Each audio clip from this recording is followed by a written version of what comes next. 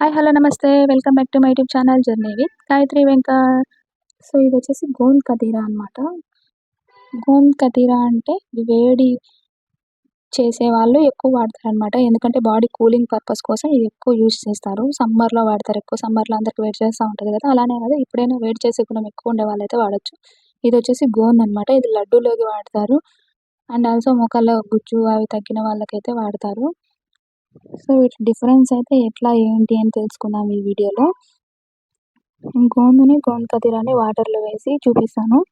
So gond ఏంటంటే ఒక 15 to 20 minutes లోపే వాటర్లో కరిగిపోతుంది అనమాట. గోంద్ కతీరా అలా కాదు, ఒక 4-5 అవర్స్ పట్టిద్ది. లేదంటే నైట్ నానబెట్టుకొని మార్నింగ్ వాడుకోవచ్చు అనమాట.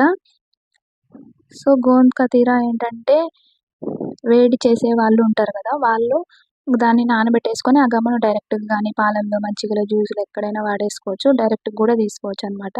సో గోంద్ అలా కాదు, గోంద్ని కూడా డైరెక్ట్గా వాటర్లో వేసి తాగేస్తారు కొంతమంది. లేదంటే అట్లా తాగలేని వాళ్ళు ఏంటంటే లడ్డూలాగా చేసేసుకొని తింటారు.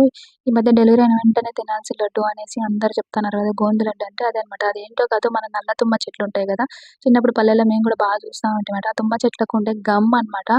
సో ఇది చాలా మంచిదంట హెల్త్కి. నాకు కూడా ఫస్ట్ డెలివరీ వరకు తెలియదు, అప్పుడే తెలుసుకున్నాను నేను కూడా వీడియోస్లో అక్కడ ఇక్కడ చూసి.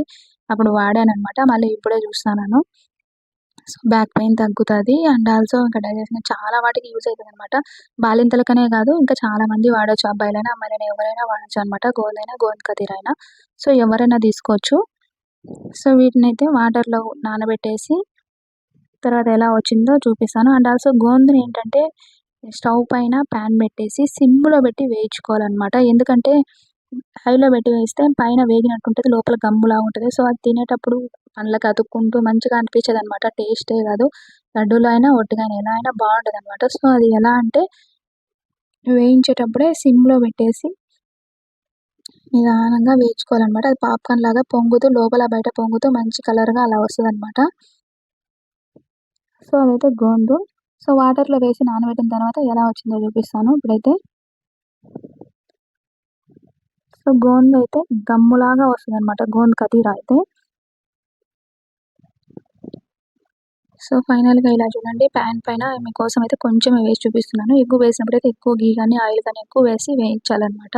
పాప్కార్న్ లాగా పొంగుతూ మంచిగా తెల్లగా వస్తుంది అనమాట. అలా చేత్తో ఇలా జస్ట్ ప్రెస్ చేయగానే మ్యాష్ అయిపోద్ది. ఇది గోంద్ కతీరా ఇలా ఉందన్నమాట. నానిన తర్వాత గోంద్ అయితే కంప్లీట్గా కరిగిపోతుంది అనమాట.